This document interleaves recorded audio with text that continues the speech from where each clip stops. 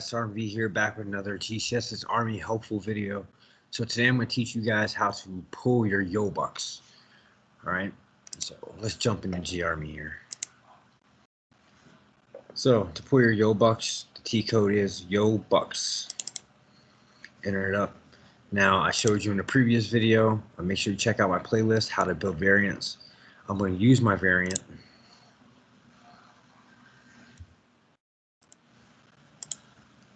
Now, if you don't have a variant, all you're going to do is put in plant 2001 and just your slopes here, okay? And I'm going to execute. Make sure you hit that like button and subscribe button. More content is being developed. Our next thing we're going to tackle very soon is shop stock, bench stock, and demand analysis. So stay tuned for that. Come on.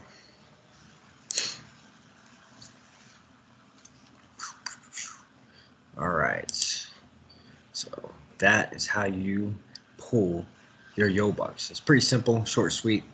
Like I said, make sure you hit that like button and subscribe button, and go Ordnance.